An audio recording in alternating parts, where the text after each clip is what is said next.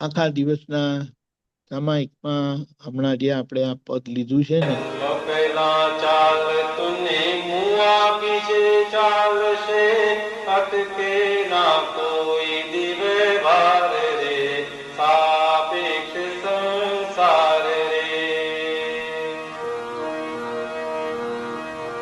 જન્મ પેલા પારણને મુઆ પીછે લાકડા, સગાવાલા રાખશે તૈયાર રે, વચ્ચે ગાઢ જંજાર રે.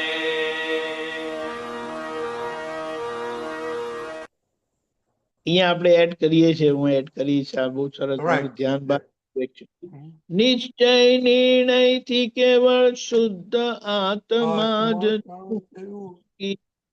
નિકાલી વે પાર રે, આત્મવર્તી સમય સાર રે. એટલે આજે આપણને જબરજસ્ત સમજણ આપી છે કે જન્મ પહેલા પારણું અને મુઆ પછી લાકડા, એ કુદરત એટલે આ વ્યવસ્થિત નું જ્ઞાન આપણને ખરેખર નિશ્ચિત કરી નાખે છે, બિલકુલ સમાધાન આપે છે. એ વ્યવહાર માટે તમારે ખાલી ઔપચારિક ડ્રામા કરવાનો છે. ઔપચારિક ડ્રામા એટલે શું કે ભાઈ, બેંકમાં પૈસા હોય અને બેંકમાં પૈસા લેવા જઈએ, એના જેવી વાત છે. અને આજના વ્યવહારથી એ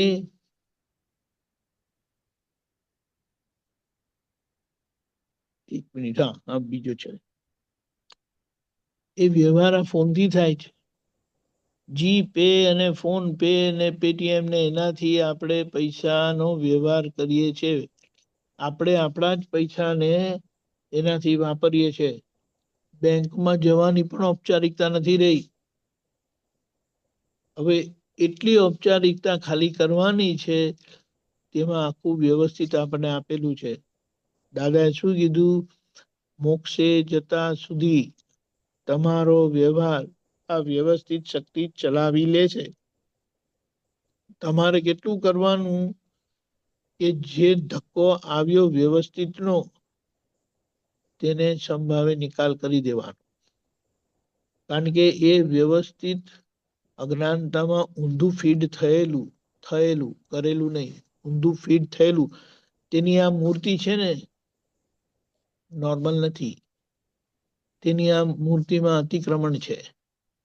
તો એનો પ્રતિક્રમણ રૂપે તમારે એને સુધારી લેવાનું, સંભાવે નિકાલ કરીને.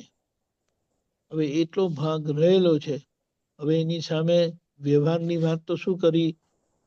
શું કીધું? એક મિનિટ,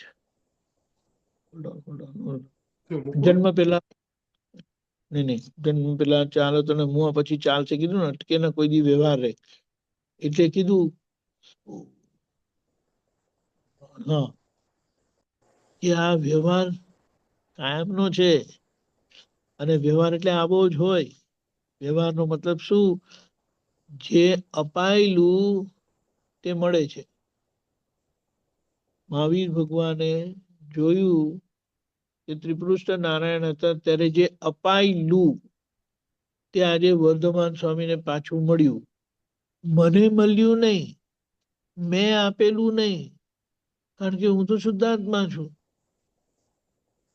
એટલે આ સમજણથી આપણે આ મન વચન કાયાથી મુક્ત રહીએ. એ વ્યવહારને અને એ વ્યવહાર સમજીને આપણે પોતામાં રહીએ.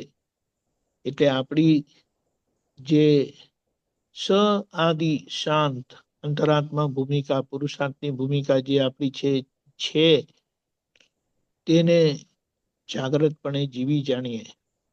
અને એમાં આજે જન્મ પેલા બાણું ને મુઆ પછી લાકડા વ્યવસ્થિતની જે સમજણ આપી છે, એ વ્યવસ્થિતને સમજ્યા કરીએ કે કેવી રીતે વ્યવસ્થિત ઉકલતું જાય છે અને વસ્તુ બનતી જાય છે. એમાં તો ખાલી આપણી માન્યતા જ કામ કરે છે કે આ મેં કર્યું ને મેં ના કર્યું. એને ઔપચારિકતાથી રાખવાનું છે. અને આ છેલ્લું જે વાક્ય જે છે, હું પછી મૂકું છું એને. નિશ્ચય નિર્ણયથી કેવળ શુદ્ધ આત્મા જ છું. જે દાદાની કૃપા થઈ છે અને એ જ આ પરમાત્મા યોગ મળ્યો છે. બાકી બધો નિખાલી વ્યવહાર છે. નિખાલી વ્યવહારનો મતલબ શું? નક્કી કરવાનું કે મારે સંભાવે નિકાલ કરવો છે. નિકાલી વેપાર ખરો, પણ સંભાવે નિકાલ કરવો છે. અને જ્યાં સંભાવે નિકાલ આજે નથી થતો, ત્યાં પ્રતિક્રમણ થશે જ. અને પ્રતિક્રમણનો ભાગ રહેશે. અને એ થતા કારણ રૂપે એ સમય સાર આપણે સાચવી જાણ્યો, જીવી જાણ્યો.